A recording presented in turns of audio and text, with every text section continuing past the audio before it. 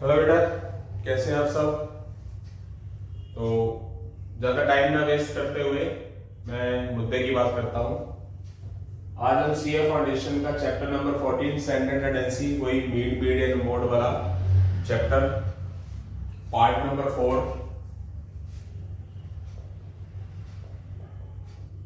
आज fourth day है हमारा इस लेक्चर के ऊपर, मतलब इस चैप्टर पे। तो एक मैंने स्ट्रक्चर बनाया है कि क्या चीज मैंने करवा दी अभी तक आपको, और आप देख सकते हैं कि आज मैंने अपनी राइटिंग को और भी ज्यादा इंप्रूव किया हुआ है अच्छे से, क्योंकि ये मैंने खुद लिखी है। मतलब मैं अपनी राइटिंग को इंप्रूव कर रहा हूँ, जैसे मैं मेहनत कर रहा हूँ अपने ऊपर, तो आप भी अपने ऊपर मेहनत करिए। तो देखिए मेरी राइटिंग बहुत बेकार थी, कितनी अच्छी हो गई है। ठीक है, तो part number 4 CA foundation, chapter number 14 standard tendency and dispersion. तो काफी सारी चीजें हमने कर ली हैं, जैसे कि अरिथमेटिक मीन के अंदर मैं रिवाइज करा रहा हूं, जैसे मैंने वादा किया था कि मैं साथ साथ रिवाइज भी कराता रहूंगा। इंडिविजुअल सीरीज के अंदर डायरेक्ट मेथड, शॉर्टकट मेथड यहाँ पर लिखा नहीं मैंने, एज्यूम्ड मेथड भी बोलते हैं इसको, स्टेप डेरिवेशन मेथड, जैसे कि यहाँ पर मैंने डी डैश लिखा है, तो इस चीज को हम इस फॉर्मूला से भी लिख सकते हैं, क्योंकि मैंने सारा बुक से उठाया है टू बी ऑनेस्टली, बट मैंने लिखा ये चीजें ऐसे करके हैं, F I U I by sigma F I into I. तो यहां पर इन्होंने डी डैश लिख दिया इस चीज को, सिग्मा एफ आई यू आई को, एक ही बात है। तो उसके बाद आ जाती है हमारी डिस्क्रीट सीरीज। डिस्क्रीट सीरीज कौन सी होती थी, अगर आपको याद हो तो, जिसमें एफ और एक्स होता हो, एक्स आई और एफ आई होता हो, तो उसका डायरेक्ट मेथड निकालने का formula F sigma F I X I by N या सिग्मा एफ आई, एक ही बात होती है। और एम भी होता है इंटरवल, जब इंटरवल के अंदर कोई चीज आ जाए, तो जैसे इंटरवल होता था तो मिड वैल्यू को हम एक्स भी लेते थे। डायरेक्ट मेथड, शॉर्टकट मेथड, ठीक है, स्टेप डेरिवेशन मेथड, वही बात कि एफ आई यू आई होना चाहिए था, वहां F B dash by N into I दे दिया। एक वेटेज अरिथमेटिक मीन हमारा हुआ नहीं है, वो हो जाएगा, कोई खास बात नहीं है, इसके क्वेश्चन भी आएंगे वेटेज के। वो वेटेज जो है वो इसी से रिलेटेड ही है, किससे, डिस्क्रीट सीरीज के सिग्मा एफ आई एक्स आई से। पर सिग्मा एफ आई एक्स आई की जगह बस यहाँ पर सिग्मा डब्ल्यू आई एक्स आई और सिग्मा डब्ल्यू आई हो गया, सिग्मा एन की जगह पे सिग्मा एफ आई की जगह पे सिग्मा डब्ल्यू हो गया। उसके बाद मैंने आपको कल बहुत सारे क्वेश्चंस करवाए थे कंबाइंड मीन के, कि अगर हमारे पास दो अलग अलग क्लास, एक क्लास के अंदर बॉयज और गर्ल्स का की वैल्यू अलग अलग है, तो उसको n1 n2 नाम देंगे, और उनकी वेट की या उनकी हाइट का जो मीन है वो अलग अलग देंगे। अगर आपको दो इंटरवल के अंदर कुछ चीज दे रखी है तो ये वाला फार्मूला लगा देंगे, n1 x1 बार प्लस n2 x2 बार डिवाइड n1 प्लस n2। और अगर हमारे पास ऐसा आ जाए कि 3 शिफ्ट के अंदर लोग काम करते हैं, शुरू के 8 घंटे की शिफ्ट में इतने लोग काम करते हैं, उनकी सैलरी का मीन अलग है, 3 शिफ्ट होगी तो 3 के अंदर आ जाएगा। बेटा समझ आ रहा होगा ना अच्छे से, बहुत अच्छे तरीके से राइटिंग करी हुई है। आप सोचो जरा, आप पिछला लेक्चर अटेंड करो मेरा, देखो उसके अंदर राइटिंग कैसी थी और अब कैसी है। तो धीरे धीरे करके और इंप्रूव करूंगा राइटिंग में, क्योंकि मैं मेहनत कर रहा हूँ उस चीज के ऊपर।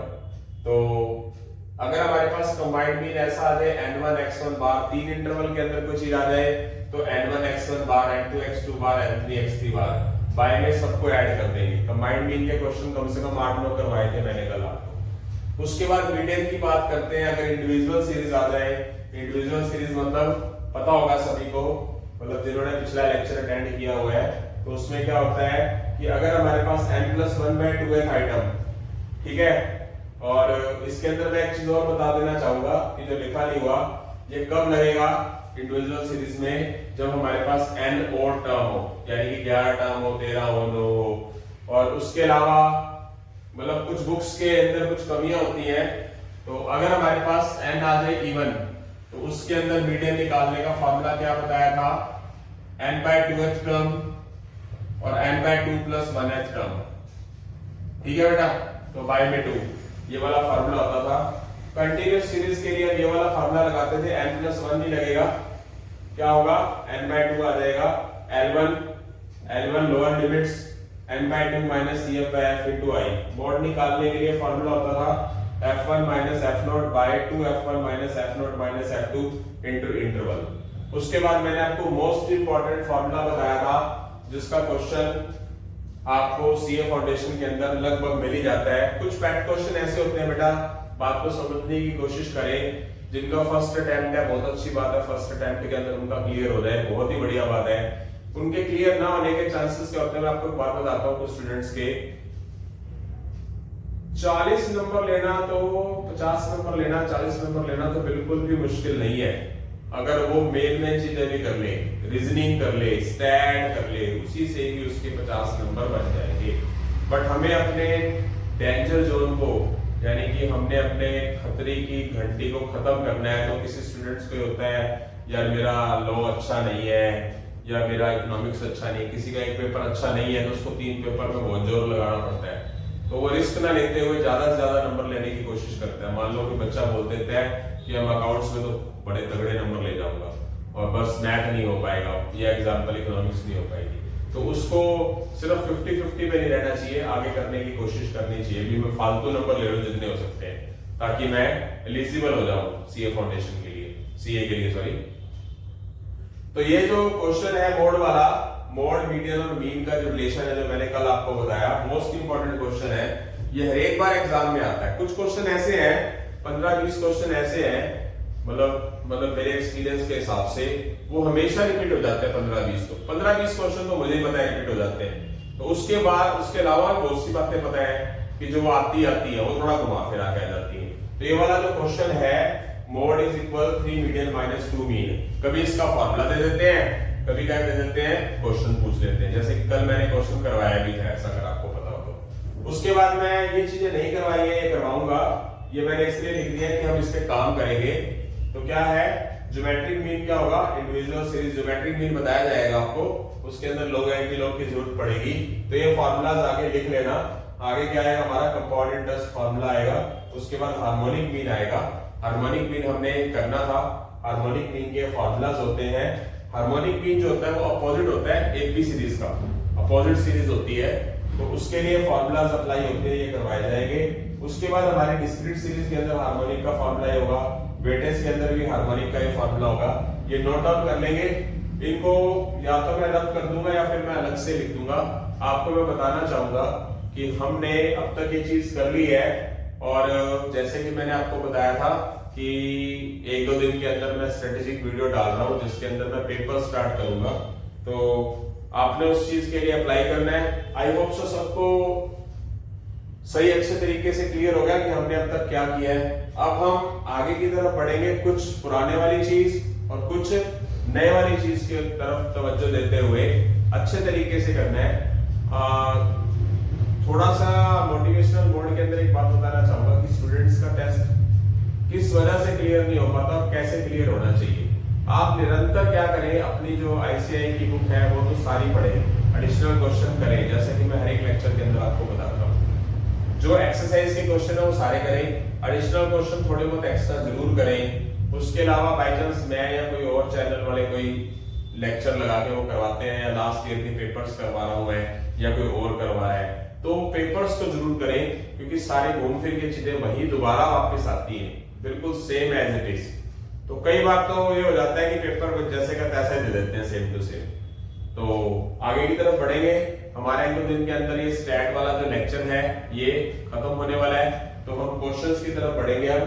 तो इन फार्मूलाज को आप रिवाइज कर लेना। बार बार मैं एक ही बात बोलता हूँ कि एक फार्मूलाज वाली कॉपी लगा लो, जैसे मैंने कल भी लिखा था पहले स्ट्रक्चर, आज भी लिखा है, तो उस चीज में मैं मेहनत कर रहा हूँ। इसमें इस बोर्ड को लिखने में कम से कम राइटिंग टिका के मुझे 1.5 घंटा लग गया बेटा।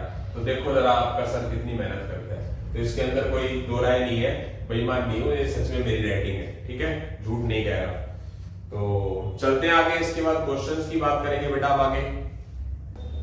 हाँ जी बेटा, अभी मैंने आपको बताया कि मैंने फॉर्मूलाज वगैरह लिखे थे। डे बाय डे 1 by 1 मैं फॉर्मूलाज वगैरह लिखता रहता हूं, पहले जल्दी नहीं दिखा रहा। तो आज वेडनेसडे है, फ्राइडे तक आपका ये चैप्टर 14 पूरा होने वाला है। हद मार के सैटरडे लग जाएगा, कोई दिक्कत नहीं है। बड़े लेक्चर भी डालने हैं, मैं बार बार वादा कर रहा हूँ, पूरा करके दिखाऊंगा। तो डिस्पर्जन आपका फ्राइडे हर मार के सैटरडे तक होने वाला है without additional question, extra question, क्योंकि एक्स्ट्रा क्वेश्चन पे टाइम लगता है बट करने में भी, लेक्चर बनाने में भी। आप समझते हैं हर एक चीज को, ठीक है। मैं भी आखिर इंसान हूँ। तो अभी मैंने आपके सामने फॉर्मूलाज रखे थे, मैंने आपको बताया लिख के, इनको आप एक जगह पे लिख लीजिए, सभी चीजों को, छोटी छोटी चीजों को लिख लीजिए। तो आज मैं आपके सामने कुछ नई चीज लेके आया हूँ, जैसे कि आपने जीएम, ज्योमेट्रिक मीन, आप क्या क्या चीज पढ़ेंगे। आपने अरिथमेटिक मीन पढ़ा है पहले, आपने एपी के अंदर अरिथमेटिक मीन पढ़ा है, ज्योमेट्रिक मीन पढ़ा है, और हार्मोनिक मीन अभी मैं बताऊंगा। अब मैं बताऊंगा कि सबसे पहले तो बताना चाहूंगा कि इनका रिलेशन क्या आपस में, एचएफ को छोड़कर। अरिथमेटिक मीन एपी सीरीज से निकला है, जिनका डिफरेंस सेम हो। आपने सीक्वेंस एंड सीरीज वाला चैप्टर किया हो तो। ज्योमेट्रिक मीन जीपी से निकला है। जीपी क्या होता है? जिसका रेशियो सेम हो। तो जहां आपको जीएम नजर आए वो जीपी से रिलेशन रखेगा, जहां आपको एएम अरिथमेटिक मीन नजर आए वो एपी से लिंक रखेगा, और जो हार्मोनिक मीन होगा इसके बारे में भी आपको मैं बताऊंगा अभी। तो सबसे पहले क्वेश्चन फर्स्ट है वो करवाने जा रहा हूं। जैसे मुझे कहा गया है 3, 6, 12 का ज्योमेट्रिक मीन निकालना है, तो मैं आपको बिल्कुल साफ और शुद्ध भाषा में एक चीज बता देता हूं, आसान सी चीज। जितने नंबर होंगे उन नंबर की मल्टीप्लाई करके, जितने नंबर होंगे उसका उतना ही रूट्स लिख देंगे। 3 वैल्यूज है तो क्यूब रूट का मतलब 1/2, 3 है तो 1/3, 4 वैल्यू तो चारों की मल्टीप्लाई करके 4th रूट कर देंगे, 5 वैल्यू तो पांचों को मल्टीप्लाई करके 1/5 कर देंगे, 5th रूट कर देंगे। ये कितना हो जाएगा मेरा बेटा? ये हो जाएगा 216। 216 क्या होगा? 6 का क्यूब होगा। 216 क्या होगा? 6 का क्यूब होगा। तो ये कट जाएगा, ये आपका आंसर आ जाएगा। बात समझ गए? ज्योमेट्रिक मीन, ज्योमेट्रिक मीन निकला कहां से है? जीपी से निकला है, ठीक है। तो ज्योमेट्रिक मीन, जितनी वैल्यूज का ज्योमेट्रिक मीन पूछा होगा उतनी टर्म्स का मल्टीप्लाई करके, तीनों का, 3 टर्म है तो 1/3 लिख देंगे, 4 टर्म है तो 1/4 लिख देंगे, 5 टर्म है तो 1/5 लिख देंगे। उसकी कैलकुलेशन कर देंगे। इसकी कैलकुलेशन 216 आती है। 216 6 का क्यूब होता है, 3 से 1/3 कट गया, तो 6 आंसर आ गया। इसी तरह क्वेश्चन नंबर सेकंड है, यही है, क्या है? 8, 24 और 40, इन 3 टर्म्स का आपने क्या निकालना है? ज्योमेट्रिक मीन निकालना है। तो निकाल लेते हैं। कितनी टर्म्स है ये? अब कहेंगे कि इसकी मल्टीप्लाई करके 1/3 कैसे किया जा सकता है? तो थोड़ा ध्यान से कूल होके करना है। क्या निकलता है देखेंगे। ये पावर 3 है ना 1/3, तो ये 2 का क्यूब होता है, लिख दोगे तो बेटर रहेगा। अब इसके आप फैक्टर कर लीजिए किसी भी तरीके से। 2 का क्यूब इंटू 3, इसको क्या लिखेंगे? 8 इंटू 5, 2 का क्यूब इंटू 5, इस तरीके से बना लीजिए। आईक्यू का स्ट्रॉन्ग होना बहुत जरूरी है। ये 2 3 बार है, 2 3 बार है, 2 3 बार है, कितनी बार हो गया? 2 9 बार हो गया। ये क्या है? 3 और 5, ये तो सिंगल सिंगल पड़े हैं। ये जो 1/3 है ये सबकी पावर है, इसकी भी, इसकी भी, इसकी भी, तो इसकी पावर भी लिख दो, 2 की पावर 9 और उसकी पावर 1/3। ये तो सिंगल है ही, तो इसको क्या लिख दो आप? 15 की पावर 1/3। ये क्या कर दो आप? 3 से इसको काट दो, 3 से 2 का क्यूब कितना आ गया बेटा? 8 आ गया। और आप देख सकते हैं इस 1/3 को हम क्या लिख सकते हैं? डॉट लिख के 3/3 of 15। ये आपका आंसर आ चुका है, देख सकते हैं। आई होप सो समझ आ गया होगा। बस उसको फैक्टराइज करना है। देखो बेटा मेरी बात समझो, मतलब कैलकुलेटर का यूज करना है, बहुत अच्छी चीज है। आप कर रहे हो, बिना कैलकुलेटर के करा रहे हो तो आपको कॉन्फिडेंस लेवल बढ़ेगा कि हाँ सर बिना कैलकुलेटर के सर करवा रहे हैं। चलो आगे चलेंगे। इसके बाद हम क्वेश्चन नंबर 3 भी करवा देते हैं। छोटा सा ही क्वेश्चन है, क्वेश्चन नंबर 3 बहुत आसानी से हो जाएगा। मैंने छोटे छोटे क्वेश्चन डाले हैं, मतलब सिंपलेक्स टू कॉम्प्लेक्स ला रहा हूं। काफी हद तक आपका सेंट्रल टेंडेंसी हो चुका है, उसमें थ्योरिकल पार्ट रहेगा, वो थ्योरिकल पार्ट की तरफ भी काम करेंगे हम, कंफर्म है। अब मैंने क्वेश्चन नंबर 3 में पीडीएफ कराना है और मेरे पास कौन सी सीरीज नजर आ रही है? इंडिविजुअल सीरीज नजर आ रही है। तो मीडियन के लिए सबसे पहले क्या किया जाता था, असेंडिंग या डिसेंडिंग ऑर्डर। तो सबसे पहले असेंडिंग ऑर्डर लिखता हूं, सबसे छोटा 4, फिर 5, फिर 6, फिर 8, फिर 9, फिर 11। कितनी वैल्यूज है मेरे बेटा, 3 और 3 6 वैल्यूज है। असेंडिंग ऑर्डर में लिखना बहुत जरूरी है, सबको पता होगा। मतलब मैं एक बात बोलना चाहूंगा अपने चैनल के माध्यम से, सच बताओ बेटा, सच में सीए फाउंडेशन का पेपर कुछ नहीं आता मैथ्स का, सीरियसली कह रहा हूं। ये आपका मन रखने के लिए नहीं, ढंग से पढ़ने वाला हो ना तो 80 क्रॉस करके लेके जाए। टॉप भी करते हैं ना बेटा, टॉप भी करते हैं ना स्टूडेंट्स, कईयों के 350 360 मार्क्स भी आते हैं ना, मतलब सॉरी 330 340 के करीब तो आते ही हैं 400 में से। तो कम से कहने का मतलब है कि 70-80 मार्क्स लेके जाते होंगे एग्रीगेट हर एक जगह पे, वो भी पढ़ते हैं ना।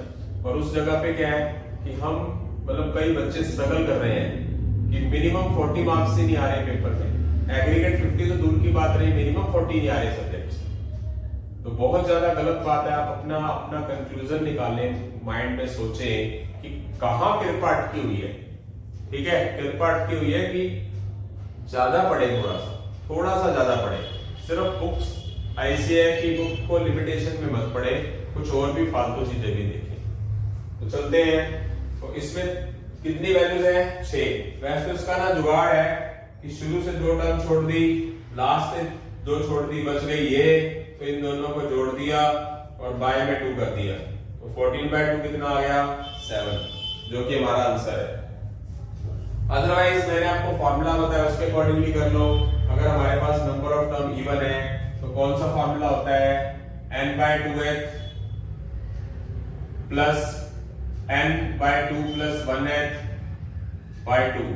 कितनी टर्म्स है, 6/2 थर्ड, यहां n की जगह 6/2 third plus 1 fourth term by 2।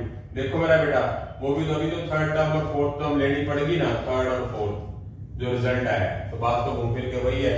तो क्या आ जाएगा, 14/2 7 इसका आंसर आ जाएगा। मैंने आपके हौसले को देखते हुए ही क्वेश्चन ऐसे डाले हैं कि थोड़ा बहुत कॉन्फिडेंस लेवल बढ़े। स्टैट, प्रोबेबिलिटी और मैथमेटिक्स, फाइनेंस और रीजनिंग, ये बच्चे अगर ढंग से तसल्ली से कर लेना, कोई चैप्टर और ना करें, तो भी उनके 50 मार्क्स आते हैं। बट 50 ही आएंगे, थोड़ा सा तो करना ज्यादा जरूरी है ना, रिस्क जोन तो नहीं लेना ना। मतलब इसी में भी पास हो सकते हैं, बट थोड़ा बहुत एक्स्ट्रा और करना पड़ेगा। मैं नहीं कह रहा पूरा सिलेबस करो, इसको ही कर लो तो पर ढंग से कर लो, क्योंकि जल्दी ही स्टैट के बाद, स्टैट सारा होने के बाद जो भी 2-4 चैप्टर हो रहे हैं, उसके बाद मैथमेटिक्स और फाइनेंस भी आएंगे। ठीक है बेटा, आगे की तरफ चलेंगे। हाँ जी बेटा, हमारा क्वेश्चन नंबर फर्स्ट हो चुका है, सेकंड हो गया, थर्ड हो चुका है, fourth model class. Question number 4 की तरफ बढ़ रहे हैं। आसान से क्वेश्चन डाले मैंने इस लेक्चर के अंदर, थोड़ा सा आप भी कूल हो जाओ, इसलिए मॉडल वैल्यू निकालनी है। मॉडल वैल्यू का मतलब क्या होता है, तो टेंशन रखने की जरूरत नहीं है। मॉडल वैल्यू का मतलब यहाँ पर मोड से होता है। तो मोड मतलब जो सबसे ज्यादा बार है, सबसे ज्यादा बार आपको क्या नजर आ रहा है, 10 2 बार आ रहा है, बाकी सारी चीजें 1-1 बार आ रही है। तो यहाँ पर हमारा जो मोड है वो 10 है। वेरी सिंपल, कोई प्रॉब्लम नहीं है। क्वेश्चन नंबर 5 नहीं करा रहा, क्योंकि क्वेश्चन नंबर 5 में हार्मोनिक मीन इकट्ठा करवाऊंगा। यहां से मैं ज्योमेट्रिक मीन भी बताऊंगा। ज्योमेट्रिक और हार्मोनिक मीन मेरे पास किस सीरीज में, डिस्क्रीट में है। हार्मोनिक मीन्स ये रहा। अब मैं यहां से क्वेश्चन करा रहा हूं आपको, पहले क्वेश्चन नंबर 9 और 10। क्वेश्चन नंबर 4 आपका हो चुका है, आई होप सो समझ भी आ गया होगा। तो क्वेश्चन नंबर 9 में ये थर्ड डिसाइल का मतलब क्या है, डिसाइल का मतलब किससे है, डी से। तो ये नहीं कि थोड़ा सा लिखा हुआ आज तो डर जाओगे आप। थर्ड डिसाइल आपको क्या निकालना है, मेरा मतलब D3 निकालना है, डिसाइल 3। तो सीधी सी बात है, परसेंटाइल डिसाइल निकालना हो तो इसका सीधा कनेक्शन किसके साथ है, सीधा कनेक्शन इसका मीडियन के साथ है। इंडिविजुअल सीरीज की मीडियन में क्या करते थे, ascending order, quarter, deciles, percentile, ये चीजें आ जाएगी। तो क्या करना है आपने, हमेशा असेंडिंग ऑर्डर में या डिसेंडिंग ऑर्डर में लिखना है। तो सबसे पहले आपने इसको असेंडिंग ऑर्डर के अंदर लिखना है। असेंडिंग ऑर्डर में जब लिखेंगे तो सबसे पहले सबसे छोटी वैल्यू 9, फिर 10, फिर 11, फिर 12। कंटिन्यूअस स्थिति में इकट्ठी लिख देता हूं टाइम बचाने के लिए। 9, 10, 11, 12। उसके बाद 12 के बाद 15, 18, 20, 25। 12, 15, 18, 20, 25। कितनी वैल्यू मेरे बेटा? 3 और 3 6 और 2 8। तो डिसाइल निकालने का फॉर्मूला मेरा बेटा क्या होता है? n+1 तो आता ही है। डिसाइल का मतलब होता है 10 से, और अगर 3 निकालना है तो 3 से मल्टीप्लाई। कल भी चल रहा था, अब तक आपको याद हो भी गया होगा। जिसको कॉन्फिडेंस लेवल बढ़ रहा है ना, तो आप देख के चले कि स्टैट टफ है कि इजी है। बहुत, मैं कहता हूं सारा मैथ इजी है। Permutation, combination, AP GP, series equation, indices, जो चीजें मैंने कराई सब इजी है। अगर आप उनको 2 4 5 बार रिवाइज कर लो तो सब कुछ आसान है। n की वैल्यू कितनी है? कितनी वैल्यूज है टोटल? n की वैल्यूज 8 है। 3 और 3 6 और 2 8। यहां पर पुट कर दीजिए। ये 9/10 हो गया, ये 27/10 आ गया। 27/10 का मतलब ये क्या हो गया? 2.7। तो क्या होगा? सेकंड टर्म 2.7 का मतलब 2 प्लस 0.7। अब ये 0.7 कहां, ये 2.7 कहां लाई कर रहा है? ये लाई करेगा थर्ड और सेकंड के बीच में ना। 2.7 कहां होता है? 3 और 2 के बीच में होता है ना 2.7। तो क्या लिखा जाएगा यहाँ पर? Third minus second. तो सेकंड टर्म क्या है? सेकंड टर्म यहाँ पर 10 है, 0.7 है। थर्ड टर्म यहाँ पर 11 है, सेकंड टर्म यहाँ पर 10 है। तो ये 10 हो गया, 0.7। यह आ जाएगा हमारा 1 पॉइंट हटाकर क्या लगा देंगे? 10। आई तो 0.7 हो ही गया, जरूरत ही नहीं है। तो 10 प्लस 0.7 क्या हो गया? 10.7 आ गया। 10.70 ये रहा हमारा। आई होप सो सबको समझ आ चुका है। आई होप सो सबको समझ आ गया है। अब इस क्वेश्चन को, क्वेश्चन नंबर 10 को मैं क्या करूंगा? ऑप्शन से कर डालूंगा। अरिथमेटिक मीन का रिलेशन किसके साथ है? एपी के साथ है। ज्योमेट्रिक मीन का किससे रिलेशन है? जीएम के साथ है। जीएम का रिलेशन किसके साथ है? जीपी के साथ है। इन्होंने बोला अरिथमेटिक मीन और ज्योमेट्रिक मीन दे रखा है दोनों का, तो बताओ वो 2 नंबर कौन से हैं? तो सीधी सी बात है, इसको बाय ऑप्शन ले लो। बाय ऑप्शन कैसे होगा? मैंने 2 ऑप्शन ले लिए। इसका मैं अरिथमेटिक मीन निकालता हूं। अरिथमेटिक मीन निकालने का फॉर्मूला होता क्या है? दोनों को जोड़ा, बाय में 2 किया, क्या आ गया? 5 आ गया।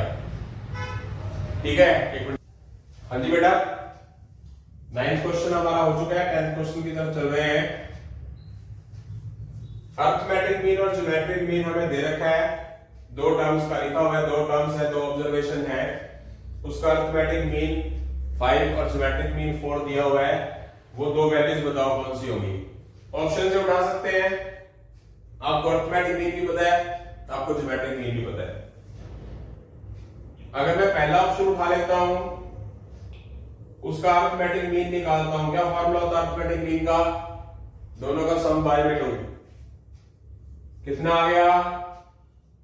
अगर मैं इसी का ही ज्योमेट्रिक मीन निकाल लेता हूं, तो ज्योमेट्रिक मीन क्या होता है? 2 आइटम है तो 1/2। अभी बताया मैंने आपको। 16 का मतलब 4 का स्क्वायर, कैंसल। अरिथमेटिक मीन का आया 5। अरिथमेटिक मीन क्या होता है?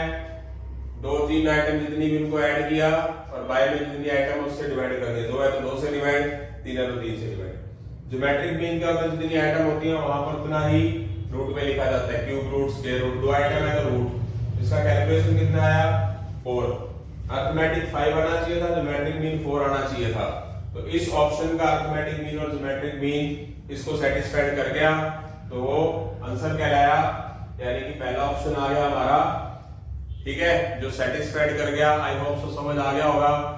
अब हम बढ़ेंगे हार्मोनिक मीन, ज्योमेट्रिक मीन के डिस्क्रीट क्वेश्चन, हार्मोनिक मीन और ये हार्मोनिक मीन। इन क्वेश्चन, ये क्वेश्चंस रह गए हैं। इसके बाद आज का लेक्चर हम यही खत्म करेंगे। आज का लेक्चर छोटा था, कल थोड़ा सा बड़ा लेक्चर लेके आएंगे। ठीक है, आगे की तरफ बढ़ेंगे बेटा। अभी अब आपके पास जो क्वेश्चन रह गए हैं, question number 5 harmonic mean, question number 6 geometric mean, question number 7 harmonic mean, question number 8 harmonic mean. ये मैंने इसलिए क्वेश्चन छोड़े थे ताकि मैं बाकी सारी चीजें करा सकूं। कल का जो आपका लेक्चर रहेगा वो 1.5 से 2 घंटे का रहेगा, ताकि हमारा कल 2 लेक्चर अब रह गए, फ्राइडे या आज मार के सैटरडे तक जाते हैं, वो थोड़े से बड़े बड़े लेक्चर रहेंगे 2-2 घंटे के शायद, ताकि मैं इस वीक के अंदर इस चैप्टर नंबर 14 को पूरा कर दूं, स्टैट वाले चैप्टर को, ताकि हम आगे की तरफ भी बढ़ सकें। तो मेरे पास कौन सी सीरीज नजर आ रही है? मेरे पास नजर आ रही है individual series. Harmonic mean, HM का मतलब होता है harmonic mean. Harmonic mean, arithmetic mean और ज्योमेट्रिक मीन का रिलेशन मैं कल बताऊंगा आपको। इन सबका तीनों का आपस में रिलेशन क्या होता है, ठीक है। तो एक बार मैं फॉर्मूले से काम चला देता हूं, फिर कल मैं आपको इसका रिलेशन बताऊंगा। तो हार्मोनिक मीन निकालने का सीधा सीधा फॉर्मूला होता है, अगर इंडिविजुअल सीरीज आ गई हमारी तो क्या किया जाएगा? हार्मोनिक मीन निकालने का फॉर्मूला है, जितनी नंबर ऑफ टर्म्स होती हैं, ध्यान से, जितनी नंबर ऑफ टर्म्स होती हैं उसको रखा जाएगा ऊपर, और इनके रेसिप्रोकल से, यानी कि ये x है, इनके रेसिप्रोकल से क्या कर देंगे? इनको डिवाइड कर देंगे, इनका रेसिप्रोकल करके और इनको प्लस कर देंगे। कुल मिलाकर फॉर्मूला होता है n divide sigma 1 by x xi, यानी कि जितनी नंबर ऑफ टर्म्स है वो ऊपर कितनी टर्म्स है? कितनी टर्म्स है? 3, और नीचे का रखना है इनके रेसिप्रोकल का सम कर देना है। आई होप सो समझ आ गया होगा। इनके रेसिप्रोकल का सम नीचे लिख देना, जितनी नंबर ऑफ टर्म्स है उसको ऊपर लिखना है। 3 टर्म्स है तो 3 लिखेंगे। क्या किया जाएगा? इसको कैलकुलेट कर देंगे, चाहे आप कैलकुलेटर से कर लीजिए, आपके ऊपर है। क्या आएगा इसका एलसीएम? क्या आ जाएगा? 9, 18, 72, 36,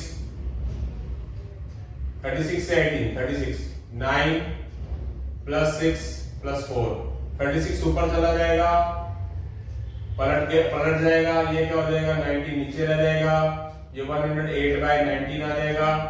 108 को 19 से डिवाइड कर दोगे, 19 6 जा 5 जा 95, 3 1 0, 19 6 जा 7 जा 70 और 63, 6 114, आगे 5.66 के करीब ये आंसर आ गया आपका, ठीक है। 5.6 है तो यहां पर हमारे पास आ गया ये आंसर। आप कैलकुलेटर से कैलकुलेशन कर सकते हो। इस तरह का क्वेश्चन 8 करवा रहा हूं, एक जैसे ही करवा रहा हूं ताकि आपको समझ आ जाए। उसके बाद हमने ज्योमेट्रिक मीन और हार्मोनिक मीन की तरफ भी बढ़ना है। क्वेश्चन नंबर 8, 3 टर्म्स दे रखी हैं। क्या करेंगे हार्मोनिक मीन निकालने के लिए? कितनी टर्म्स हैं? 3, और नीचे इनके रेसिप्रोकल का क्या कर देना है? सम कर देना है। आई होप सो समझ आ गया। एलसीएम निकालना है, 30 आएगा, 15 आएगा, 10 आएगा, 6 आएगा। ये 30 ऊपर चला जाएगा, ये 31 हो जाएगा, ये 90 by 31 आ जाएगा, और इसको आप कैलकुलेट कर सकते हैं। क्या आएगा? ये 2 पॉइंट समथिंग में आएगा, 31 3 तो 93 हो जाता है। तो हमारा आंसर ये आ जाएगा। इससे हमें क्लियर हो जाएगा। तो अब मैं आगे चलता हूं। जो हमारी क्वेश्चन नंबर 6 है उसके अंदर जो ज्योमेट्रिक मीन आया वो डिस्क्रीट सीरीज आ गई x और f। इसका क्या फार्मूला होता है? इसका फार्मूला सुनिए। अगर हमारे पास डिस्क्रीट सीरीज आ गई तो x का ये स्क्वायर हो जाएगा। x बेस में लिखेंगे, ये पावर में लिखेंगे, ये फॉर्मूला होता है। x की वैल्यू बेस में लिखेंगे और फंक्शन की पावर लिख देंगे, f को मल्टीप्लाई बेस x की वैल्यू 8 और ये 3 पावर में, ये रूल है इसका 16 और उसका स्क्वायर। और ऊपर क्या लिखते थे हम, फंक्शन जो होता है वो n को रिप्रेजेंट करता है, पता होगा आपको, सिग्मा f और n, 2 3 5 और 3 8 और 2 10। तो यहां इसका उल्टा कर दिया जाएगा और यहां कैलकुलेटर मानता हूं जरूरत है। 4 मल्टीप्लाई 64 512 256। पर मैं बताऊं बेटा, मेरे को यहां पर भी जरूरत नहीं। 4 की पावर 1, 4 का क्यूब, 4 की पावर 5, नो, 8 का क्यूब 512, 2 पावर ऑफ 9। आंसर क्या है इसका? 8 की पावर 3। चलो 4 की पावर 4, ये है 4, ये है 3, ये है 1। ये कितना बन सकता है? चलो इसको हम ऐसा लिख सकते हैं 4 की पावर 6। यस, 4 पावर ऑफ 6 हो जाएगा। 4 की पावर 4 होता है 256। 4 का स्क्वायर, 4 की पावर 6, 4 4 16, 64, 256। ठीक है, 9।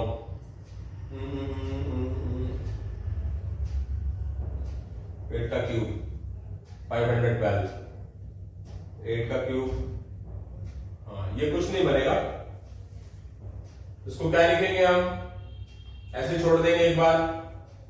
अब ये देखने वाली चीज है, मतलब इसको कैसा लिखेंगे देखो, इसको लिखेंगे हम 4, ये 4 है, 3 है, 7, 4 का स्क्वायर 16 और यहां पर भी कुछ लिखा जाएगा। उसके बाद अब इसको क्या कर देंगे, 1/10 के अकॉर्डिंगली कैलकुलेशन कर देंगे। 512 डिवाइड बाय 16, 16 3 जा 16 2 जा, ये आ जाएगा 32। ये 4 की पावर 1, 4 की पावर 2, 4 की पावर 3, 4 की पावर 4, 4 और 2 6, 3 2 1 10। तो ये 4 की पावर 10 हो गया और ये 32 2 की पावर क्या हो गया, 5 हो गया। ये तो 1/10 इसकी पावर भी है, अलग अलग लिख लेंगे, और इसकी पावर भी है मेरा बेटा। ये कैंसिल हो गया, 4 बाहर आ गया, ये कैंसिल हो गया, ये क्या बच गया, 2 की पावर 1/2। तो आप समझ के चले 2 की पावर 1/2 होता क्या मेरा बेटा, ये होता है √2। ये आंसर आ चुका है। आई होप समझ आ गया। 4 की पावर 1, 4 का 3, 512 को 4 का स्क्वायर इनटू 32 लिखा। ये 4 की पावर 4 होती है, जिनका बेस इक्वल है, ऐड कर दिया, 4 और 2 6, 3 9 और 1 10। 4 की पावर 10 और 32 होता है 2 की पावर 5। ये जो 1/10 है, ये इसकी पावर भी और इसकी पावर भी अलग अलग रख दिया, ये कैंसिल हो गया, ये 4 हो गया, ये 5 से 10 कटेगा तो 1/2 हो जाएगा। 2 की पावर 1/2 का मतलब क्या होता है, √2। आई होप सो समझ आ गया है। अब हमारा डिस्क्रीट वाला हार्मोनिक मीन का एक क्वेश्चन रह गया है, इसकी तरफ बढ़ेंगे और इसी के साथ हम विराम देंगे आज के लेक्चर को। मैंने एक क्वेश्चन और लिख दिया, टाइम था मेरे पास, तो क्वेश्चन नंबर 7 और 11 रह गए हैं। सारे क्वेश्चंस करवा दिए गए हैं, आप देख सकते हैं। अब 7th क्वेश्चन जो है वो हार्मोनिक मीन निकालना है और डिस्क्रीट सीरीज का ही है। तो इसका फार्मूला क्या होगा डिस्क्रीट सीरीज के लिए, मैं लिख देना चाहता हूं। हार्मोनिक मीन का total number of terms sigma fi by xi, fi by xi करना है। मीनिंग नंबर ऑफ टर्म्स कितनी है, नंबर ऑफ टर्म्स किसको रिप्रेजेंट करती है, नंबर ऑफ टर्म्स होती है fi, फ्रीक्वेंसी 2 3 5 8 10। ऊपर लिख देना है, नीचे fi लिखना है 2/2 fi xi, 3/4, 3/8, 2/16। f bye x calculate कर देना है 1। इसका एलसीएम निकाल लो अलग से, अगर कैलकुलेशन होती है देन वेल एंड गुड। इसका एलसीएम निकाल लो 8 को 4 से डिवाइड 2 की 3 से मल्टीप्लाई 6, 8 को 8 से डिवाइड 1, 3 से मल्टीप्लाई 3, 8 को 8 से डिवाइड 1 की 1 से मल्टीप्लाई 1 प्लस 10/8, 2 5 जा 4 जा। इसका एलसीएम निकाल लीजिए 4 + 5 यह आ जाएगा 4/9, यह आ जाएगा 40/9 और 40 को 9 से आप क्या कर लीजिए डिवाइड कर दीजिए, आपका आंसर आ जाएगा। कैलकुलेशन कैलकुलेटर से करिए बेटा, करिए, जरूरत है, करना चाहिए, ये तो करना चाहिए, कोई दिक्कत नहीं है। अब मैं आपके सामने क्वेश्चन नंबर 11 लेके आया हूं, आज का लास्ट क्वेश्चन है ये। उसके बाद जैसे बताया थर्सडे और फ्राइडे के जो लेक्चर होंगे, थर्सडे फ्राइडे, और हो सकता है ज्यादा जल्दी ना दिखाते सैटरडे को भी बढ़ा दूंगा, यानी कि 2-2 घंटे के 3 लेक्चर होंगे, ताकि स्टैट फर्स्ट क्लास बढ़िया हो जाए। फिर हम एक्स्ट्रा क्वेश्चन जो करने हैं, जो मैंने बताया पहले भी, इक्वेशंस जो हमारा एपी सीरीज था वो उनके लेक्चर बड़े डालने अभी मैंने, तो इसके भी लेक्चर बड़ा डाला जाएगा। हमारे पास 4 चीज दे रखी है, उसका अरिथमेटिक मीन, ज्योमेट्रिक मीन और हार्मोनिक मीन निकालना है। तो हमारे पास जो 4 आइटम है उसकी तरफ बढ़ रहे हैं। अब उसका मैं अरिथमेटिक मीन निकालूंगा। क्या फॉर्मूला होता है अरिथमेटिक मीन में? सभी का टोटल करना है, बाय में कितनी आइटम है 4 से डिवाइड कर देंगे। अरिथमेटिक मीन का मतलब एपी सीरीज से ही हो गया, जिसको बोलते हैं एवरेज। 6 और 8 14, ये 26 और 62 कितना हो जाएगा 31/2 यानी कि 15.5। चेक कर ले दीजिए मुझे आंसर आ रहा है क्या नहीं। यस एग्जैक्ट है। आगे की तरफ बढ़ते हैं, आई होप सो समझ आ गया। ज्योमेट्रिक मीन क्या होता है?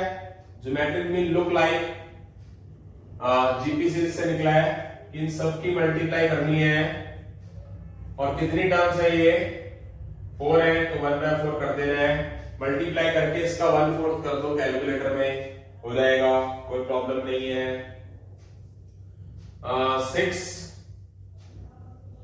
6 और ये 6 × 2, ये 4 × 2, ये 4 × 9। मेरी कैलकुलेशन भी देख लो ना थोड़ी सी, मैं ऐसे पेयर बनाता हूं कि जिसके 2-2 के पेयर बनते हो।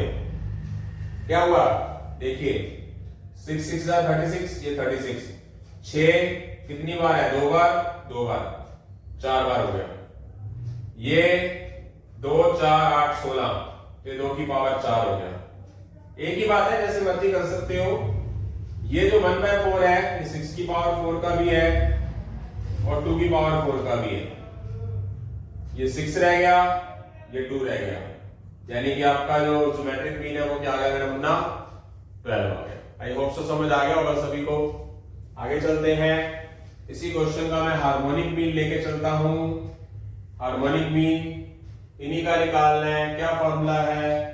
n बाय जो हमारा वैल्यूज दे रखी है इंडिविजुअल, उसका क्या कर देना हमने रेसिप्रोकल करके ऐड कर देना है। कितनी वैल्यूज हैं? 4, और इनका क्या कर देना मुझे रेसिप्रोकल कर देना है और क्या कर देना है ऐड कर देना है और कैलकुलेशन कर देनी है। ऐड करके 4 से डिवाइड कर देना है। आई होप सो समझ आ गया है। ये हमारा आज का एक छोटा सा लेक्चर था, ज्यादा बड़ा नहीं था। थोड़ा सा मैं भी थोड़ा टायर्ड था आज, थोड़ा सा हार्ड वर्क था आज, काफी कुछ मतलब कुछ अलग से काम भी थे, ठीक है, जिसको हम आप अपनी अकाउंट्स के लैंग्वेज में मिसलेनियस बोलते हो, मिसलेनियस एक्सपेंसेस। तो जो मेरे थे आज मिसलेनियस वर्क थे अलग अलग टाइप के, तो कुछ घरेलू वर्क, कुछ एकेडमीज वर्क, तो उसमें उलझने की वजह से मैंने छोटा लेक्चर बनाया। तो मैंने सोचा कि छोटे छोटे क्वेश्चन कराते हैं ताकि आपका कॉन्फिडेंस लेवल थोड़ा सा बढ़ जाए। तो थर्सडे फ्राइडे सैटरडे ये आपके लिए खास होने वाले हैं, यानी कि चैप्टर लास्ट पड़ाव में हमारा ये। तो उसके बाद हम क्या करेंगे? उसके बाद मैं सोच रहा हूँ कि प्रोबेबिलिटी कराई जाए। प्रोबेबिलिटी का जो कनेक्शन है वो किसके साथ है? प्रोबेबिलिटी का सीधा कनेक्शन हमारा कॉम्बिनेशन वाले फॉर्मूले से, एनसीआर से। तो अभी मैं देखता हूं, वैसे अभी अनाउंस नहीं कर रहा, तो देखते हैं क्या करना है, तो आगे चलेंगे। इसके बाद अच्छे तरीके से पढ़े। बार बार एक ही बात बोलता हूं, मैं ज्यादा बोलना नहीं चाह रहा। मतलब क्या करें कि पुराने टीचर है ना, तो मोटिवेट करे बगैर ना, मोटिवेशन ना देना तो उसके बगैर ना हमारा चलता नहीं है। हमारा खुद भी हमें ना खाना हजम नहीं होता, क्योंकि आज की जनरेशन ना एक जल्दी भटक जाती है। आपको देखो जरा कि आपने अपनी एज के अकॉर्डिंगली एकदम ही आपका दिमाग कहाँ चलने लग जाता है, एकदम कहाँ चलने लग जाता है। कोई आपको कोई बोल देता, हमारे टाइम में कोई बोलता ही नहीं था। हमारे टाइम में सिर्फ हमारे 2 4 5 गुरु थे जो हमें स्कूल में पढ़ाते थे, आज तक भी हैं वो पुराने, यानी कि 25 से 30 साल पुराने टीचर्स अभी भी हमारे लिंक में हैं, ठीक है, जिनको हम भगवान से भी ज्यादा पूछते हैं, वो थे। वो गुरु कभी गलत बोलता नहीं। आज के टाइम में यूट्यूब पे फलाना ढिमकाना, अड़ोसी पड़ोसी रिश्तेदार लटरम पटरम इतना कुछ है कि ऐसे चुटकी बजाते ही ना दिमाग चेंज हो जाता है, माइंड ही डाइवर्ट हो जाता है। ये नहीं वो करेंगे, वो नहीं ये करेंगे, ये नहीं वो करेंगे, होगा ही नहीं, फलाना ढिमकाना। नेगेटिविटी 1 मिनट में पॉजिटिव हो जाना, 1 मिनट में नेगेटिव हो जाना। सिर्फ सुनो तो दो कुछ एक लोगों की सुनो बस, या तो टीचरों की, मेरी या किसी और की, या पेरेंट्स की। 50 लोगों की सुनते हैं और करती बाद में 51वीं चीज है। सुन 50 लोगों की ली, वो नहीं करी हो रही, तो इसका मतलब क्या है? जब उनकी भी नहीं सुन के अप्लाई करनी, तो इसका मतलब अपनी करके चलो ना, उनकी सुनो ही ना। एक कान से सुनो, दूसरे कान से निकाल दो, बाढ़ में गई, बाढ़ में की दुनिया। मेरे तो सिर्फ एक ही हिसाब किताब है मेरा खुद का, बाढ़ में की दुनिया। मेरे को जो कुछ मर्जी कुछ कहे, कोई फर्क नहीं पड़ता मेरे को, ठीक है। तो इसी के साथ ही हम अलविदा लेते हैं। अच्छे से पढ़े, स्वस्थ रहे। जय हिंद, जय श्री राम बेटा।